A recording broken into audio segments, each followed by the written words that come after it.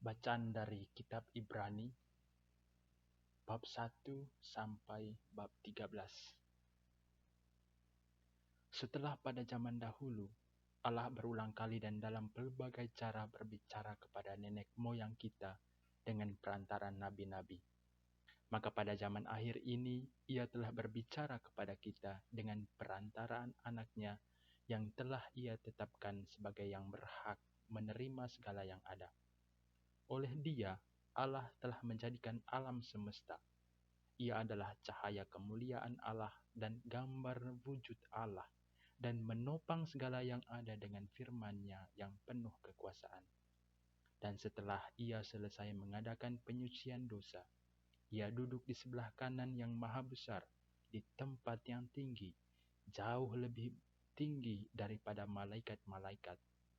Sama seperti nama yang dikaruniakan kepadanya, jauh lebih indah daripada nama mereka. Karena kepada siapakah di antara malaikat-malaikat itu pernah Ia katakan, "Anakku engkau telah kuperanakkan pada hari ini." Dan aku akan menjadi bapanya, dan ia akan menjadi anakku. Dan ketika Ia membawa pula anaknya yang sulung ke dunia, Ia berkata, "Semua malaikat Allah harus menyembah Dia." Dan tentang malaikat-malaikat Ia berkata, "Yang membuat malaikat-malaikatnya menjadi badai, dan pelayan-pelayannya menjadi nyala api." Tetapi tentang anak Ia berkata, "Tahta-Mu ya Allah tetap untuk seterusnya dan selamanya, dan tongkat kerajaan-Mu adalah tongkat kebenaran. Engkau mencintai keadilan dan membenci kefasikan. Sebab itu Allahmu telah mengurapi engkau dengan minyak sebagai tanda kesukaan, melebihi teman-teman sekutumu. Dan pada mulanya ya Tuhan, Engkau telah meletakkan dasar bumi, dan langit adalah buatan tangan-Mu. Semuanya itu akan binasa, tetapi Engkau tetap ada. Dan semuanya itu akan menjadi usang seperti pakaian. Seperti jubah akan Engkau gulungkan mereka, dan seperti persalinan mereka akan diubah. Tetapi Engkau tetap sama, dan tahun-tahun-Mu tidak berkesudahan." Dan kepada siapakah di antara malaikat itu pernah Ia berkata, "Duduklah di sebelah kananku, sampai kubuat musuh-musuhmu menjadi tumpuan kakimu." Bukankah mereka semua adalah roh-roh yang melayani, yang diutus untuk melayani mereka yang harus memperoleh keselamatan? Karena itu, harus lebih teliti kita memperhatikan apa yang telah kita dengar, supaya kita jangan hanyut di bawah arus. Sebab kalau firman yang dikatakan dengan perantaran malaikat-malaikat tetap berlaku, dan setiap pelanggaran dan ketidaktaatan mendapat balasan yang setimpal, bagaimanakah kita akan luput jikalau kita menyia-nyiakan keselamatan yang sebesar itu, yang mula-mula diberitakan oleh Tuhan dan oleh mereka yang telah mendengarnya kepada kita dengan cara yang dapat dipercayai, sedangkan Allah meneguhkan kesaksian mereka oleh tanda-tanda dan mujizat-mujizat, dan oleh berbagai-bagai penyataan kekuasaan dan karunia Roh Kudus yang dibagi-bagikannya menurut kehendak-Nya. Sebab bukan kepada malaikat-malaikat telah Ia taklukkan dunia yang akan datang, yang kita bicarakan ini. Ada orang yang pernah memberi kesaksian di dalam suatu nas, katanya, "Apakah manusia sehingga engkau mengingatnya, atau anak manusia sehingga engkau mengindahkannya? Namun engkau telah membuatnya untuk waktu yang singkat, sedikit lebih rendah daripada malaikat-malaikat, dan telah memahkotainya dengan kemuliaan dan hormat. Segala sesuatu telah engkau taklukkan di bawah kakinya. Sebab dalam menaklukkan segala sesuatu kepadanya, tidak ada suatu pun yang Ia kecualikan, yang tidak takluk kepadanya. Tetapi sekarang ini belum kita lihat bahwa segala sesuatu telah ditaklukkan kepadanya. Tetapi Dia yang untuk waktu yang singkat dibuat sedikit lebih rendah daripada malaikat-malaikat, yaitu Yesus. Kita lihat yang oleh karena penderitaan maut dimahkotai dengan kemuliaan dan hormat, supaya oleh kasih karunia Allah ia mengalami maut bagi semua manusia. Sebab memang sesuai dengan keadaan Allah yang baginya dan olehnya segala sesuatu dijadikan, yaitu Allah yang membawa banyak orang kepada kemuliaan, juga menyempurnakan Yesus yang memimpin mereka kepada keselamatan dengan penderitaan. Sebab ia yang menguduskan dan mereka yang dikuduskan, mereka semua berasal dari satu. Itulah sebabnya ia tidak malu menyebut mereka saudara, katanya. Aku akan memberitakan namamu kepada saudara-saudaraku dan memuji-muji engkau di tengah-tengah jemaat. Dan lagi, aku akan menaruh kepercayaan kepadanya. Dan lagi, sesungguhnya inilah aku dan anak-anak yang telah diberikan Allah kepadaku. Karena anak-anak itu adalah anak-anak dari darah dan daging, maka ia juga menjadi sama dengan mereka yang mendapat bagian dalam keadaan mereka, supaya oleh kematiannya ia memusnahkan dia, yaitu iblis, yang berkuasa atas maut. Dan supaya dengan jalan demikian ia membebaskan mereka yang seumur hidupnya berada dalam perhambaan oleh karena takutnya kepada maut. Sebab sesungguhnya bukan malaikat-malaikat yang ia kasihani, tetapi keturunan Abraham yang ia kasihani. Itulah sebabnya, maka dalam segala hal ia harus disamakan dengan saudara-saudaranya, supaya ia menjadi imam besar yang menaruh belas kasihan dan yang setia kepada Allah untuk mendamaikan dosa seluruh bangsa. Sebab oleh karena ia sendiri telah menderita karena pencobaan, maka ia dapat menolong mereka yang dicobai. Sebab itu, hai saudara-saudara yang kudus, yang mendapat bagian dalam panggilan surgawi, pandanglah kepada Rasul dan Imam besar yang kita akui, yaitu Yesus, yang setia kepada Dia yang telah menetapkannya, sebagaimana Musa pun setia dalam segenap rumahnya. Sebab ia dipandang layak mendapat kemuliaan lebih besar daripada Musa, sama seperti ahli bangunan lebih dihormati daripada rumah yang dibangunnya. Sebab setiap rumah dibangun oleh seorang ahli bangunan, tetapi ahli bangunan segala sesuatu ialah Allah. Dan Musa memang setia dalam segenap rumah Allah sebagai pelayan untuk memberi kesaksian tentang apa yang akan diberitakan kemudian. Tetapi Kristus setia sebagai anak yang mengepalai rumahnya, dan rumahnya ialah kita. Jika kita sampai kepada akhirnya teguh berpegang pada kepercayaan dan pengharapan yang kita megahkan. Sebab itu, seperti yang dikatakan Roh Kudus, pada hari ini jika kamu mendengar suaranya, janganlah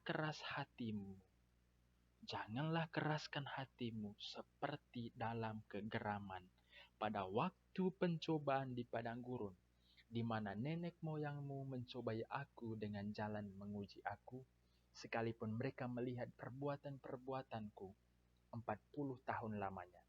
Itulah sebabnya aku murka kepada angkatan itu dan berkata, selalu mereka sesat hati, dan mereka tidak mengenal jalanku, sehingga aku bersumpah dalam murkaku, mereka tak akan masuk ke tempat perhentianku. Waspadalah, hai saudara-saudara, supaya di antara kamu jangan terdapat seorang yang hatinya jahat dan yang tidak percaya oleh karena ia murtad dari Allah yang hidup.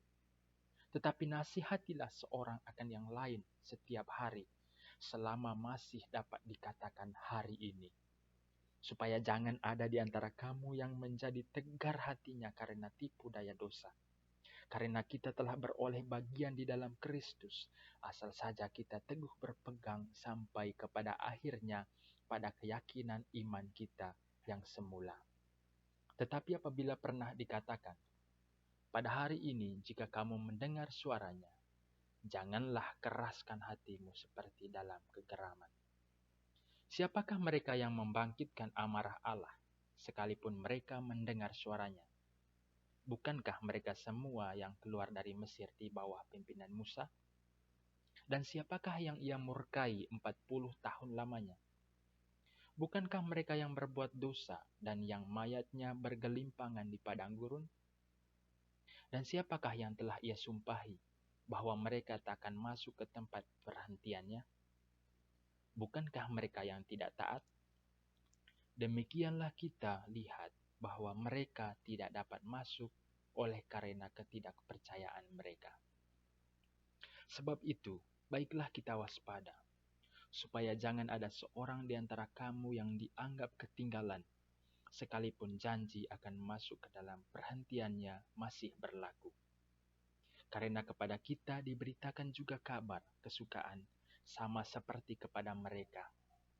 Tetapi firman pemberitaan itu tidak berguna bagi mereka, karena tidak bertumbuh bersama-sama oleh iman dengan mereka yang mendengarnya. Sebab kita yang beriman akan masuk ke tempat perhentian seperti yang ia katakan. Sehingga aku bersumpah dalam murkaku, mereka takkan masuk ke tempat perhentianku. Sekalipun pekerjaannya sudah selesai sejak dunia dijadikan. Sebab tentang hari ketujuh pernah dikatakan di dalam suatu nas. Dan Allah berhenti pada hari ketujuh dari segala pekerjaannya. Dan dalam nas itu kita baca, mereka takkan masuk ke tempat perhentianku. Jadi sudah jelas bahwa ada sejumlah orang akan masuk ke tempat perhentian itu. Sedangkan mereka yang kepadanya lebih dahulu diberitakan kabar kesukaan itu tidak masuk karena ketidaktaatan mereka. Sebab itu ia menetapkan pula suatu hari, yaitu hari ini, ketika ia setelah sekian lama berfirman dengan perantaraan Daud seperti dikatakan di atas.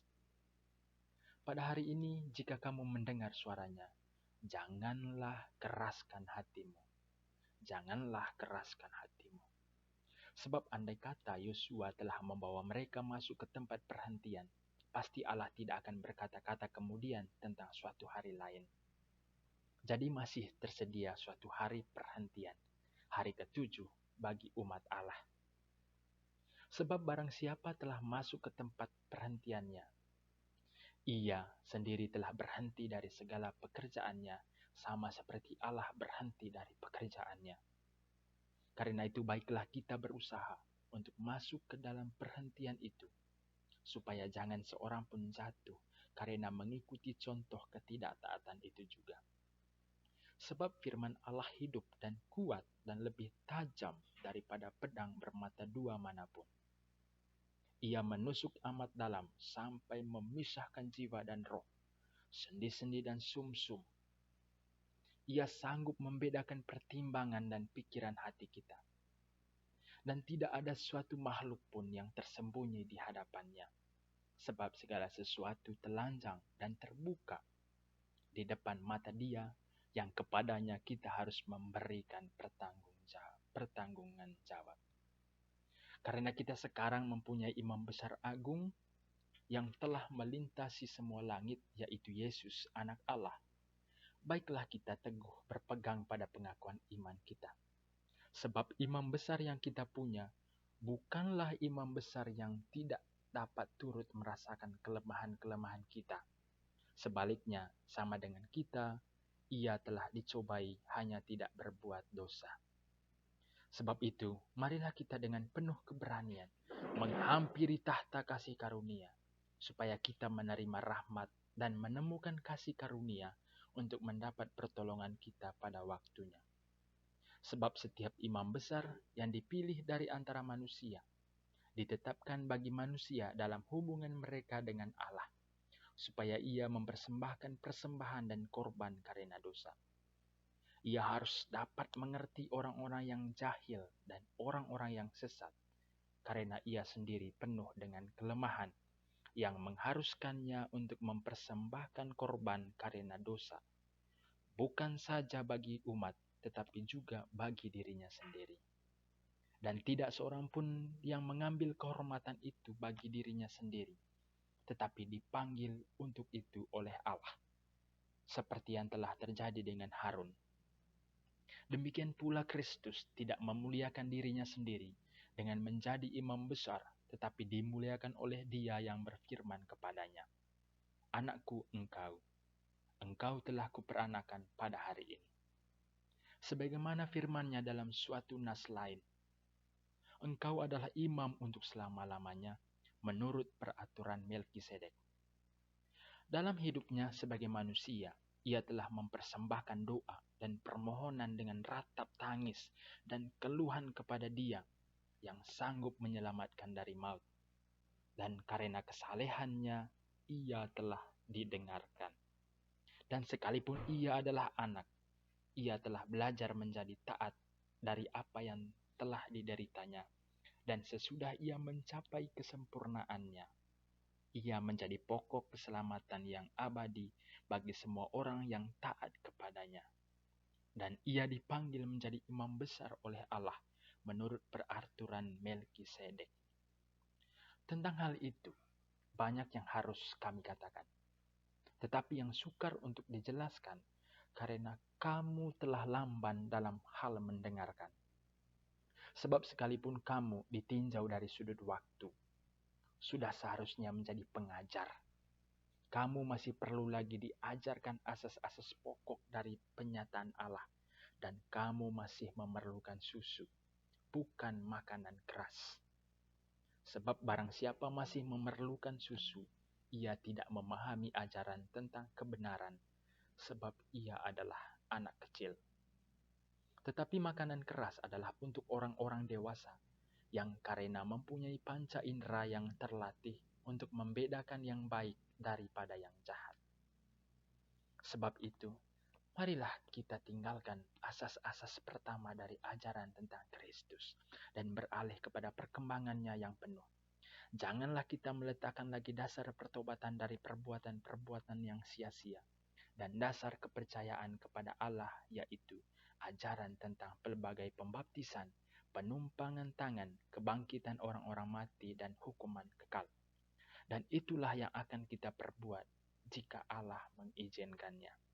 Sebab mereka yang pernah diterangi hatinya, yang pernah mengecap karunia sorgawi, dan yang pernah mendapat bagian dalam Roh Kudus, dan yang mengecap firman yang baik dari Allah dan karunia-karunia dunia yang akan datang.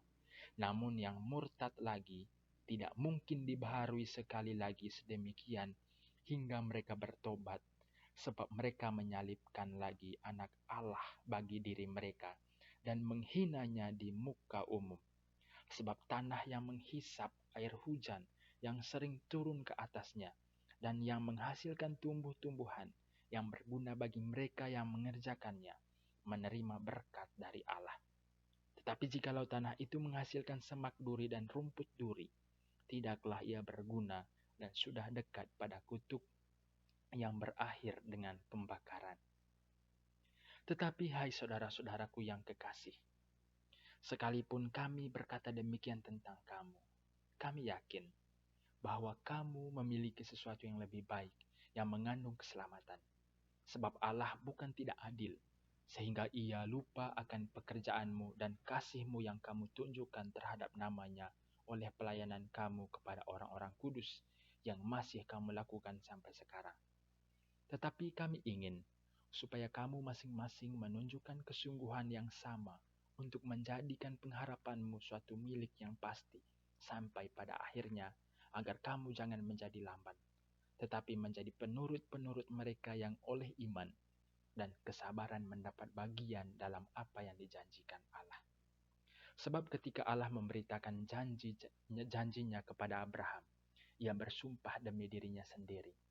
Karena tidak ada orang yang lebih tinggi daripadanya, katanya, "Sesungguhnya aku akan memberkati engkau berlimpah-limpah dan akan membuat engkau sangat banyak."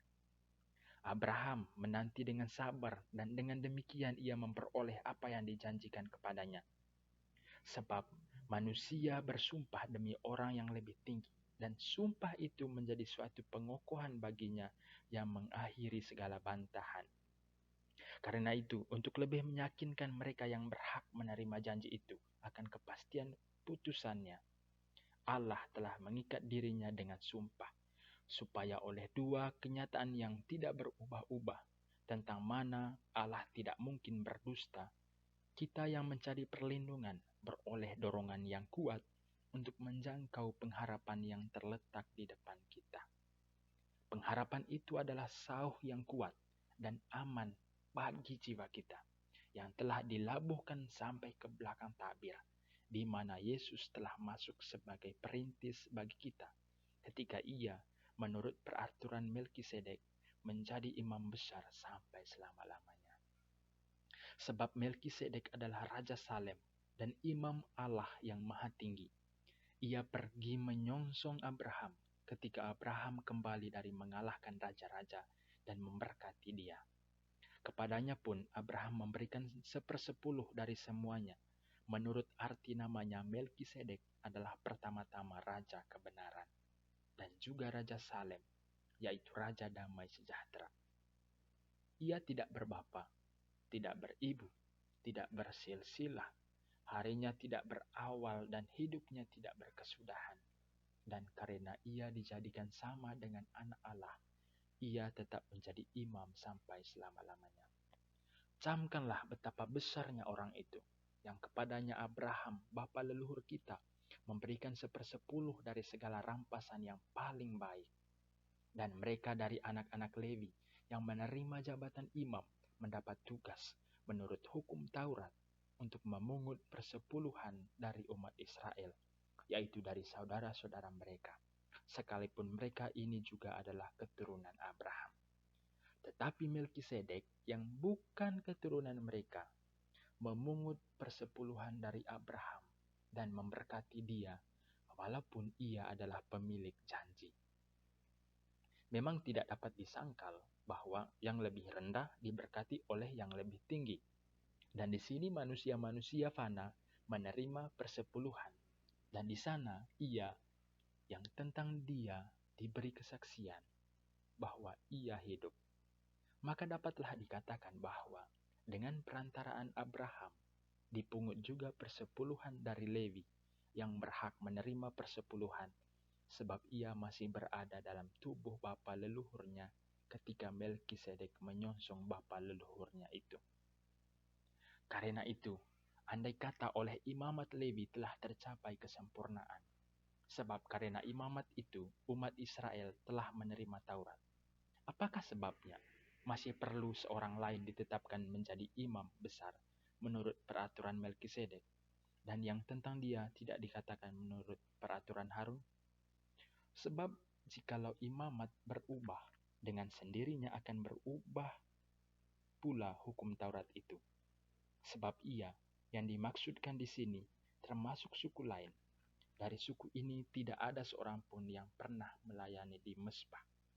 Sebab telah diketahui semua orang bahwa Tuhan kita berasal dari suku Yehuda, dan mengenai suku itu, Musa tidak pernah mengatakan suatu apapun tentang imam-imam.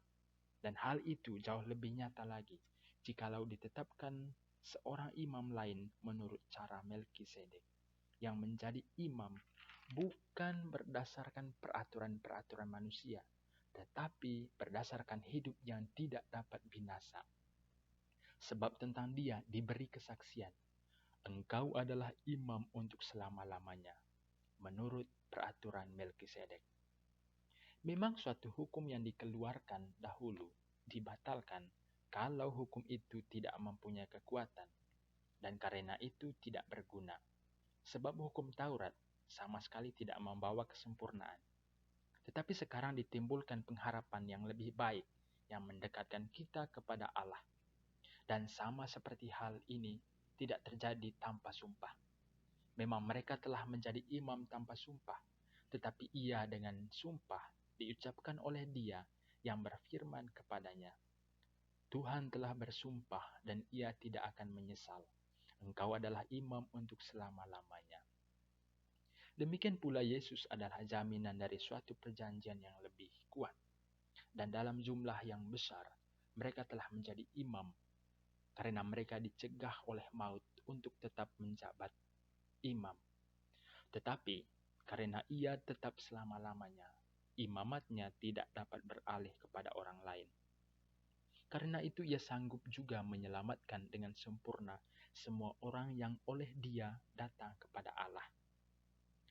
Sebab ia hidup senantiasa untuk menjadi pengantara mereka. Sebab imam besar yang demikianlah yang kita perlukan, yaitu yang saleh, tanpa salah, tanpa noda, yang terpisah dari orang-orang berdosa, dan lebih tinggi daripada tingkat-tingkat surga, yang tidak seperti imam-imam besar lain yang setiap hari harus mempersembahkan korban untuk dosanya sendiri, dan sesudah itu barulah untuk dosa umatnya. Sebab hal itu telah dilakukannya satu kali untuk selama-lamanya, ketika ia mempersembahkan dirinya sendiri sebagai korban. Sebab hukum Taurat menetapkan orang-orang yang diliputi kelemahan menjadi imam besar. Tetapi sumpah yang diucapkan kemudian daripada hukum Taurat menetapkan anak yang telah menjadi sempurna sampai selama-lamanya. Inti segala yang kita bicarakan itu ialah, kita mempunyai imam besar yang demikian, yang duduk di sebelah kanan tahta yang maha besar di sorga, dan yang melayani ibadah di tempat kudus, yaitu di dalam kemah sejati yang didirikan oleh Tuhan dan bukan oleh manusia. Sebab setiap imam besar ditetapkan untuk mempersembahkan korban dan persembahan, dan karena itu Yesus perlu mempunyai sesuatu untuk dipersembahkan. Sekiranya ia di bumi ini, ia sama sekali tidak akan menjadi imam. Karena di sini telah ada orang yang mempersembahkan persembahan menurut hukum Taurat. Pelayanan mereka adalah gambaran dan bayangan dari apa yang ada di surga, sama seperti yang diberitahukan kepada Musa ketika ia hendak mendirikan kemah. Ingatlah, demikian firman-Nya, bahwa engkau membuat semuanya itu menurut contoh yang telah ditunjukkan kepadamu di atas gunung itu. Tetapi sekarang ia telah mendapat suatu pelayanan yang jauh lebih agung, karena ia menjadi pengantara dari perjanjian yang lebih mulia, yang didasarkan atas janji yang lebih tinggi. Sebab sekiranya perjanjian yang pertama itu tidak bercacat, tidak akan dicari lagi tempat untuk yang kedua. Sebab ia menegur mereka ketika ia berkata, sesungguhnya akan datang waktunya. Demikianlah firman Tuhan. Aku akan mengadakan perjanjian baru dengan kaum Israel dan dengan kaum Yehuda, bukan seperti perjanjian yang telah kuadakan dengan nenek moyang mereka pada waktu aku memegang tangan mereka untuk membawa mereka keluar dari tanah Mesir. Sebab mereka tidak setia kepada perjanjianku, dan aku menolak mereka. Demikian firman Tuhan. Maka inilah perjanjian yang kuadakan dengan kaum Israel sesudah waktu itu. Demikianlah firman Tuhan. Aku akan menaruh hukumku dalam akal budi mereka dan menuliskannya dalam hati mereka. Maka aku akan menjadi Allah mereka dan mereka akan menjadi umatku. Dan mereka tidak akan mengajar lagi sesama warganya atau sesama saudaranya dengan mengatakan, kenallah Tuhan. Sebab mereka semua besar kecil akan mengenal aku. Sebab aku akan menaruh belas kasihan terhadap kesalahan mereka dan tidak lagi mengingat dosa-dosa mereka. Oleh karena ia berkata-kata tentang perjanjian yang baru, ia menyatakan yang pertama sebagai perjanjian yang telah menjadi tua. Dan apa yang telah menjadi tua dan usang telah dekat kepada kemusnahannya. Memang perjanjian yang pertama juga mempunyai peraturan-peraturan untuk ibadah dan untuk tempat kudus buatan tangan manusia. Sebab ada dipersiapkan suatu kemah, yaitu bagian yang paling depan, dan di situ terdapat kaki dian dan meja dengan roti sajian. Bagian ini disebut tempat yang kudus.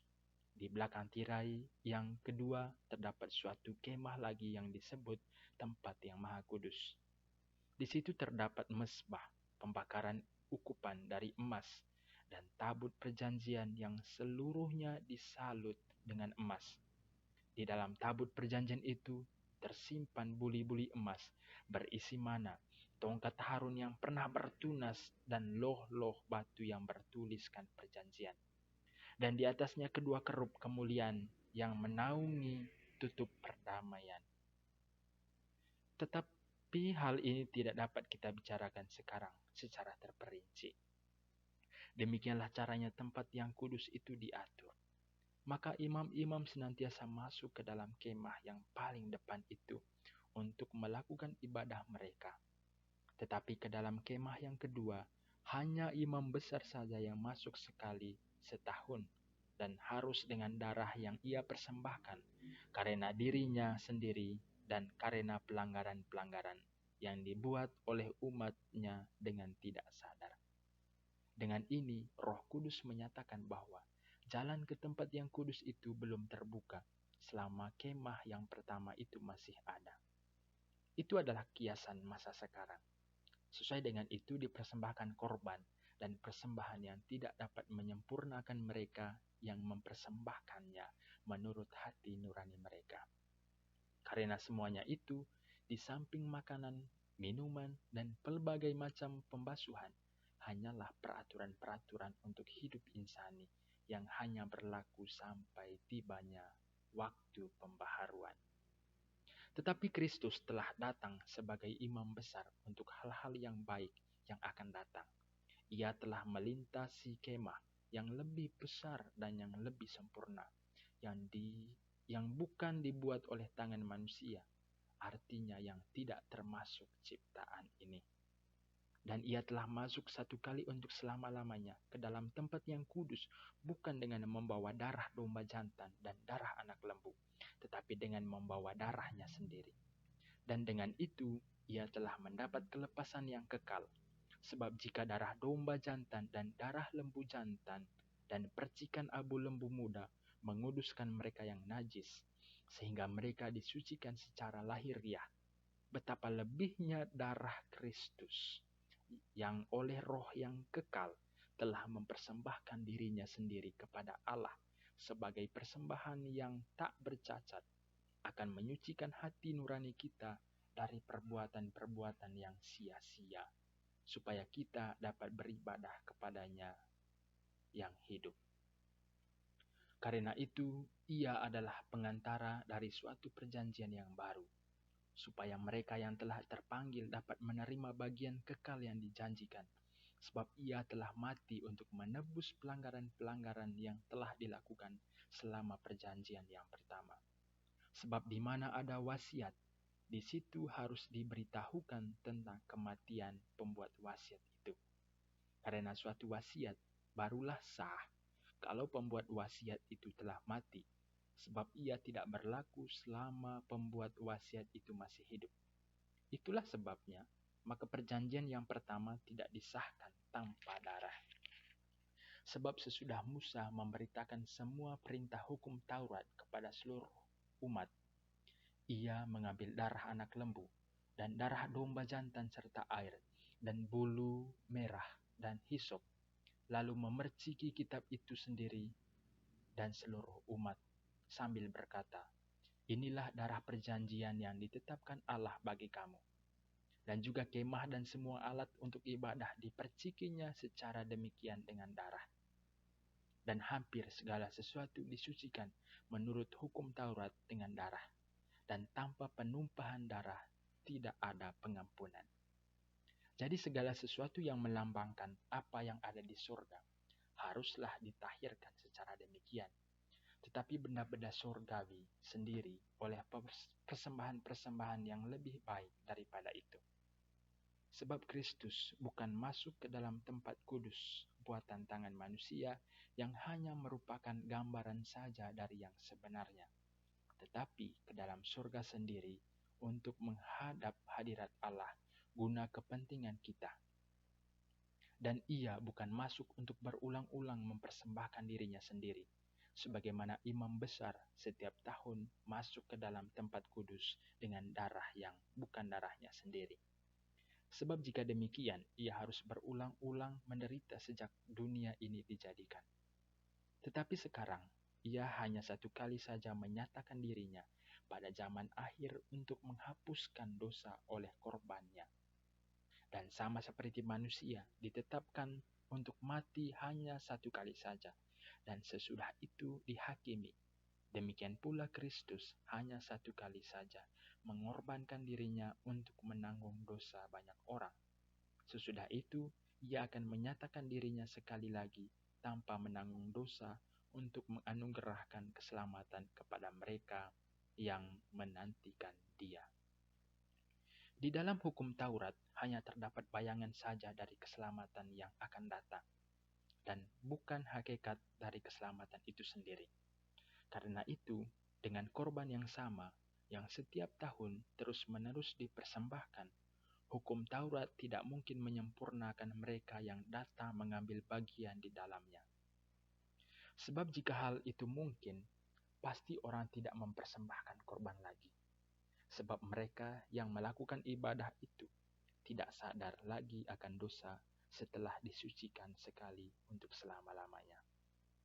Tetapi justru oleh korban-korban itu setiap tahun, orang diperingatkan akan adanya dosa. Sebab tidak mungkin darah lembu jantan atau darah domba jantan menghapuskan dosa. Karena itu, ketika ia masuk ke dunia, ia berkata, "Korban dan persembahan tidak engkau kehendaki, tetapi engkau telah menyediakan tubuh bagiku. Kepada korban bakaran dan korban penghapus dosa, engkau tidak berkenan." Lalu aku berkata, "Sungguh aku datang, dalam gulungan kitab ada tertulis tentang aku, untuk melakukan kehendak-Mu, ya Allah-Ku." Di atas ia berkata, "Korban dan persembahan, korban bakaran dan korban penghapus dosa tidak engkau kehendaki, dan engkau tidak berkenan kepadanya." Meskipun dipersembahkan menurut hukum Taurat. Dan kemudian katanya, "Sungguh, aku datang untuk melakukan kehendak-Mu." Yang pertama ia hapuskan supaya menegakkan yang kedua. Dan karena kehendaknya inilah, kita telah dikuduskan satu kali untuk selama-lamanya oleh persembahan tubuh Yesus Kristus. Selanjutnya, setiap imam melakukan tiap-tiap hari pelayanannya dan berulang-ulang mempersembahkan korban yang sama sekali tidak dapat menghapuskan dosa. Tetapi ia, setelah mempersembahkan hanya satu korban saja karena dosa, ia duduk untuk selama-lamanya di sebelah kanan Allah. Dan sekarang ia hanya menantikan saatnya di mana musuh-musuhnya akan dijadikan tumpuan kakinya. Sebab oleh satu korban saja, ia telah menyempurnakan untuk selama-lamanya mereka yang ia kuduskan. Dan tentang hal itu Roh Kudus juga memberi kesaksian kepada kita. Sebab setelah ia berfirman, "Inilah perjanjian yang akan kuadakan dengan mereka." Sesudah waktu itu, ia berfirman pula, "Aku akan menaruh hukumku di dalam hati mereka, dan menuliskannya dalam akal budi mereka. Dan aku tidak lagi mengingat dosa-dosa dan kesalahan mereka." Dan apabila untuk semuanya itu ada pengampunan, tidak perlu lagi dipersembahkan korban karena dosa. Jadi saudara-saudara, oleh darah Yesus, kita sekarang penuh keberanian dapat masuk ke dalam tempat kudus. Karena ia telah membuka jalan yang baru dan yang hidup bagi kita melalui tabir, yaitu dirinya sendiri. Dan kita mempunyai seorang imam besar sebagai kepala rumah Allah. Karena itu, marilah kita menghadap Allah dengan hati yang tulus ikhlas dan keyakinan iman yang teguh, oleh karena hati kita telah dibersihkan dari hati nurani yang jahat dan tubuh kita telah dibasuh dengan air yang murni. Marilah kita teguh berpegang pada pengakuan tentang pengharapan kita, sebab Ia yang menjanjikannya setia. Dan marilah kita saling memperhatikan supaya kita saling mendorong dalam kasih dan dalam pekerjaan baik. Janganlah kita menjauhkan diri dari pertemuan-pertemuan ibadah kita, seperti dibiasakan oleh beberapa orang. Tetapi, marilah kita saling menasihati dan semakin giat melakukannya menjelang hari Tuhan yang mendekat. Sebab jika kita sengaja berbuat dosa sesudah memperoleh pengetahuan tentang kebenaran, maka tidak ada lagi korban untuk menghapus dosa itu. Tetapi yang ada ialah kematian yang mengerikan akan penghakiman dan api yang dahsyat yang akan menghanguskan semua orang durhaka. Jika ada orang yang menolak hukum Musa, ia dihukum mati tanpa belas kasihan atas keterangan 2 atau 3 orang saksi. Betapa lebih beratnya hukuman yang harus dijatuhkan atas dia yang menginjak-injak anak Allah, yang menganggap najis darah perjanjian yang menguduskannya, dan yang menghina roh kasih karunia.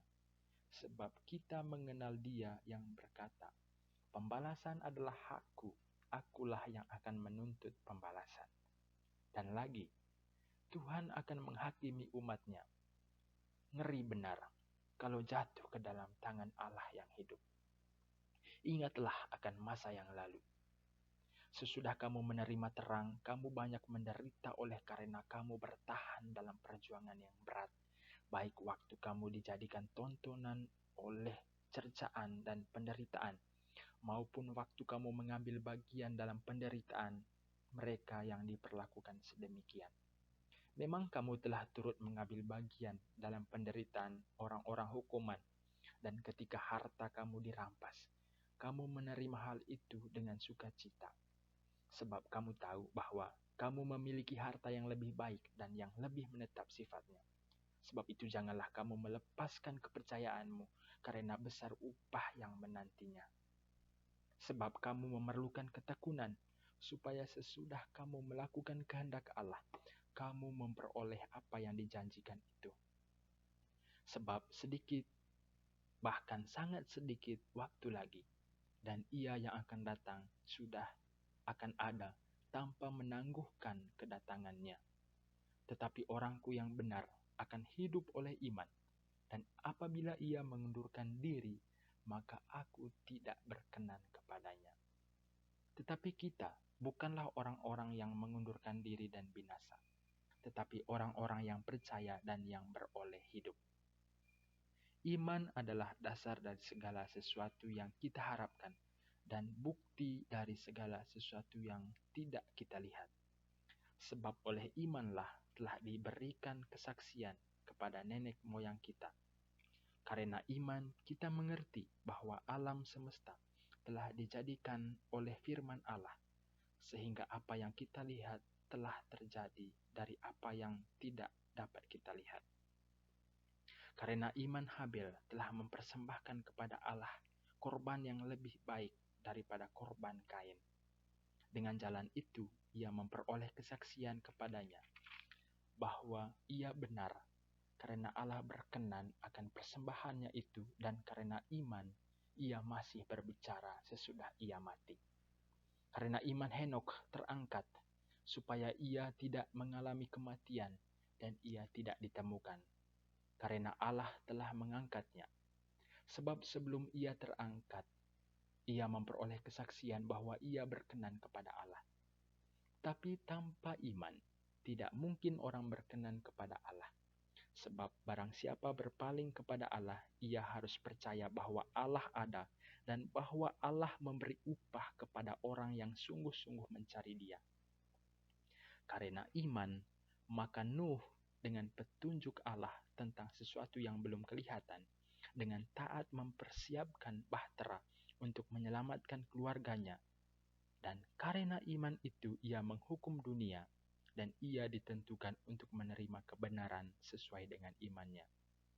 Karena iman, Abraham taat ketika ia dipanggil untuk berangkat ke negeri yang akan diterimanya menjadi milik pusakanya. Lalu ia berangkat dengan tidak mengetahui tempat yang ia tujui. Karena iman, ia diam di tanah yang dijanjikan itu, seolah-olah di suatu tanah asing, dan di situ ia tinggal di kemah dengan Ishak dan Yakub, yang turut menjadi ahli waris janji yang satu itu. Sebab ia menanti-nantikan kota yang mempunyai dasar, yang direncanakan dan dibangun oleh Allah. Karena iman, ia juga dan Sarah beroleh kekuatan untuk menurunkan anak cucu, walaupun usianya sudah lewat, karena ia menganggap Dia yang memberikan janji itu setia.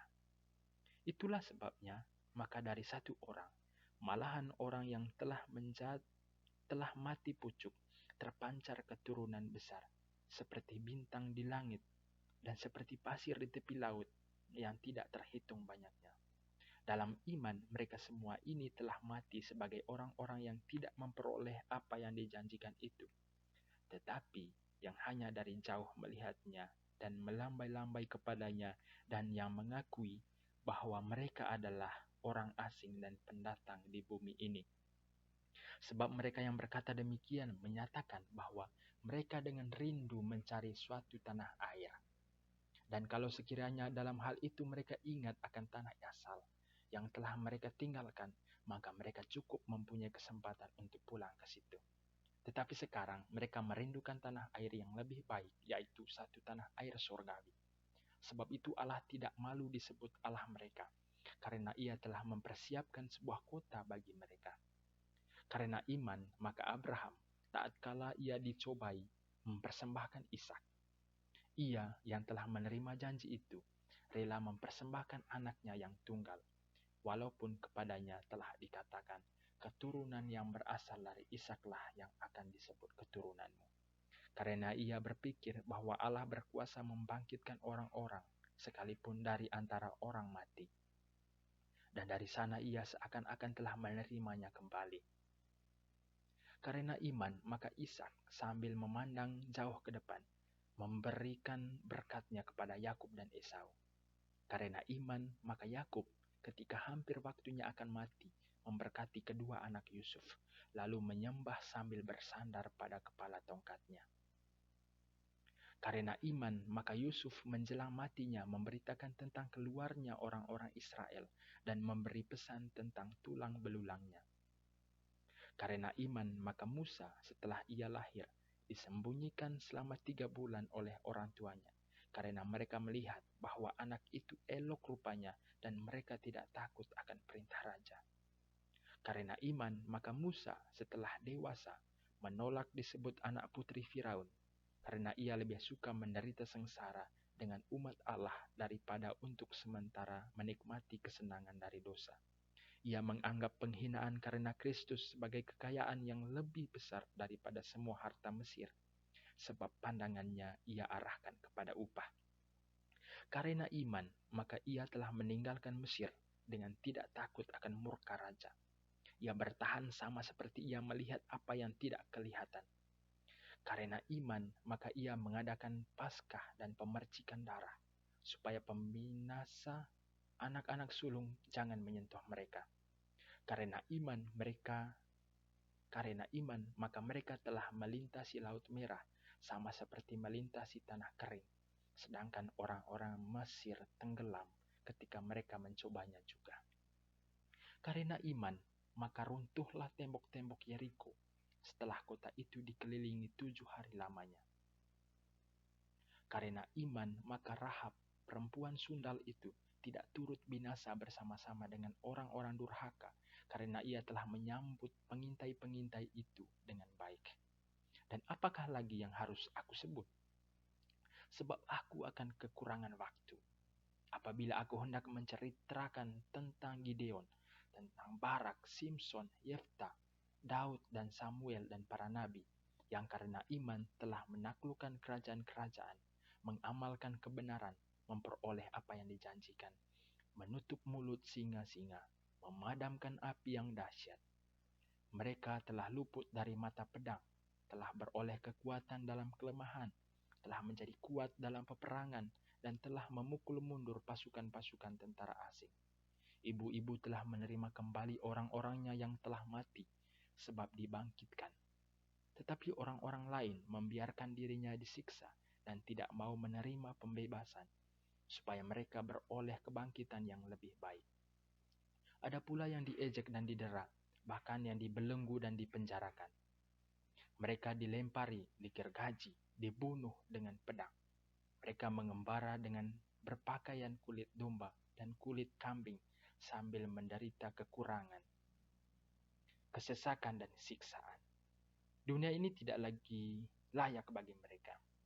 Mereka mengembara di padang gurun dan di pegunungan, dalam gua-gua dan celah-celah gunung. Dan mereka semua tidak memperoleh apa yang dijanjikan itu, sekalipun iman mereka telah memberikan kepada mereka suatu kesaksian yang baik. Sebab Allah telah menyediakan sesuatu yang lebih baik bagi kita. Tanpa kita, mereka tidak dapat sampai kepada kesempurnaan.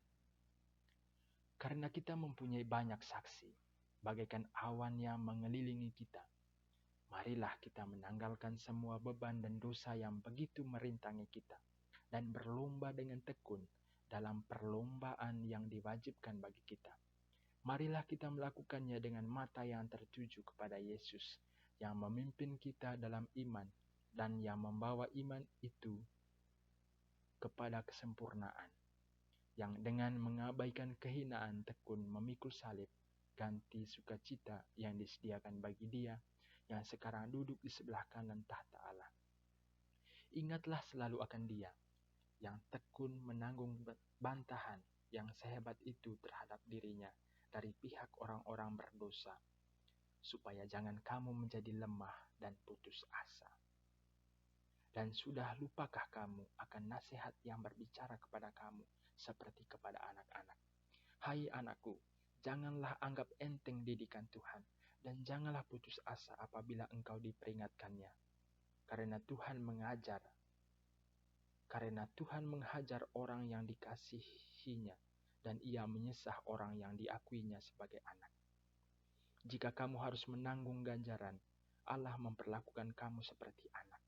Di manakah terdapat anak yang tidak dihajar oleh ayahnya? Tetapi jikalau kamu bebas dari ganjaran yang harus diderita setiap orang, maka kamu bukanlah anak, tetapi anak-anak gampang. Selanjutnya, dari ayah kita yang sebenarnya, kita beroleh ganjaran, dan mereka kita hormati. Kalau demikian, bukankah kita harus lebih taat kepada Bapa segala roh, supaya kita boleh hidup? Sebab mereka mendidik kita dalam waktu yang pendek, sesuai dengan apa yang mereka anggap baik. Tetapi Dia menghajar kita untuk kebaikan kita, supaya kita beroleh bagian dalam kekudusannya. Memang tiap-tiap ganjaran pada waktu ia diberikan tidak mendatangkan sukacita, tetapi duka cita. Tetapi kemudian ia menghasilkan buah kebenaran yang memberikan damai kepada mereka yang dilatih olehnya. Sebab itu, kuatkanlah tangan yang lemah dan lutut yang goyah, dan luruskanlah jalan bagi kakimu, sehingga yang pincang jangan terpelecok, tetapi menjadi sembuh. Berusahalah hidup damai dengan semua orang dan kejarlah kekudusan, sebab tanpa kekudusan tidak seorang pun akan melihat Tuhan. Jagalah supaya jangan ada seorang pun menjauhkan diri dari kasih karunia Allah, agar jangan tumbuh akar yang pahit, yang menimbulkan kerusuhan, dan yang mencemarkan banyak orang. Janganlah ada orang yang menjadi cabul atau yang mempunyai nafsu yang rendah seperti Esau, yang menjual hak kesulungannya untuk sepiring makanan. Sebab kamu tahu bahwa kemudian ketika ia hendak menerima berkat itu, ia ditolak, sebab ia tidak beroleh kesempatan untuk memperbaiki kesalahannya, sekalipun ia mencarinya dengan mencucurkan air mata. Sebab kamu tidak datang kepada gunung yang dapat disentuh dan api yang menyala-nyala, kepada kekelaman, kegelapan dan angin badai, kepada bunyi sangkakala dan bunyi suara yang membuat mereka yang mendengarnya memohon, supaya jangan lagi berbicara kepada mereka, sebab mereka tidak tahan mendengar perintah ini. Bahkan jika binatang pun yang menyentuh gunung, ia harus dilempari dengan batu. Dan sangat mengerikan pemandangan itu. Sehingga Musa berkata, "Aku sangat ketakutan dan sangat gemetar." Tetapi kamu sudah datang ke Bukit Sion, ke kota Allah yang hidup, Yerusalem surgawi, dan kepada beribu-ribu malaikat, suatu kumpulan yang meriah, dan kepada jamaat anak-anak sulung yang namanya terdaftar di surga, dan kepada Allah yang menghakimi semua orang, dan kepada roh-roh orang-orang benar yang telah menjadi sempurna, dan kepada Yesus, pengantara perjanjian baru, dan kepada darah pemercikan yang berbicara lebih kuat daripada darah Habel. Jagalah supaya kamu jangan menolak Dia yang berfirman, sebab jikalau mereka yang menolak Dia yang menyampaikan firman Allah di bumi tidak luput, apalagi kita, jika kita berpaling dari Dia yang berbicara dari surga. Waktu itu suaranya menggoncangkan bumi, tetapi sekarang ia memberikan janji.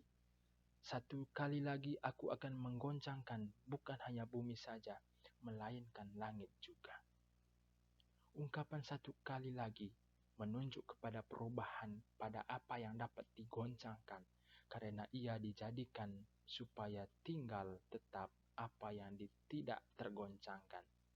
Jadi karena kita menerima kerajaan yang tidak tergoncangkan, marilah kita mengucap syukur dan beribadah kepada Allah menurut cara yang berkenan kepadanya, dengan hormat dan takut. Sebab Allah kita adalah api yang menghanguskan. Peliharalah kasih persaudaraan. Jangan kamu lupa memberi tumpangan kepada orang, sebab dengan berbuat demikian beberapa orang dengan tidak diketahuinya telah menjamu malaikat-malaikat. Ingatlah akan orang-orang hukuman, karena kamu sendiri juga adalah orang-orang hukuman. Dan ingatlah akan orang-orang yang diperlakukan sewenang-wenang, karena kamu sendiri juga masih hidup di dunia ini. Hendaklah kamu semua penuh hormat terhadap perkawinan, dan janganlah kamu mencemarkan tempat tidur, sebab orang-orang sundal dan pezina akan dihakimi Allah. Janganlah kamu menjadi hamba uang, dan cukupkanlah dirimu dengan apa yang ada padamu. Karena Allah telah berfirman, Aku sekali-kali tidak akan membiarkan engkau, dan aku sekali-kali tidak akan meninggalkan engkau. Sebab itu dengan yakin kita dapat berkata, Tuhan adalah penolongku, aku tidak akan takut. Apakah yang dapat dilakukan manusia terhadap aku? Ingatlah akan pemimpin-pemimpin kamu yang telah menyampaikan firman Allah kepadamu. Perhatikanlah akhir hidup mereka dan contohlah iman mereka.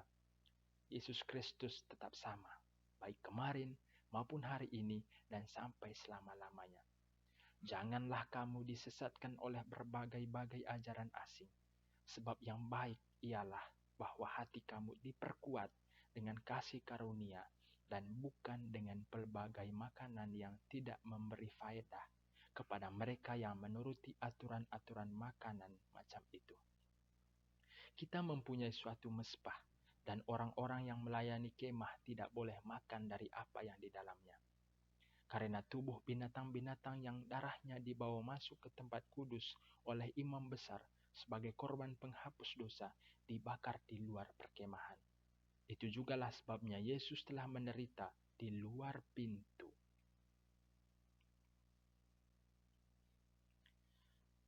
Sebab itu jugalah Yesus telah menderita di luar pintu gerbang untuk menguduskan umatnya dengan darahnya sendiri. Karena itu marilah kita pergi kepadanya di luar perkemahan dan menanggung kehinaannya. Sebab di sini kita tidak mempunyai tempat tinggal yang tetap. Kita mencari kota yang akan datang. Sebab itu marilah kita oleh Dia senantiasa mempersembahkan korban syukur kepada Allah, yaitu ucapan bibir yang memuliakan namanya. Dan janganlah kamu lupa berbuat baik dan memberi bantuan, sebab korban-korban yang demikianlah yang berkenan kepada Allah. Taatilah pemimpin-pemimpinmu dan tunduklah kepada mereka, sebab mereka berjaga-jaga atas jiwamu sebagai orang-orang yang harus bertanggung jawab atasnya.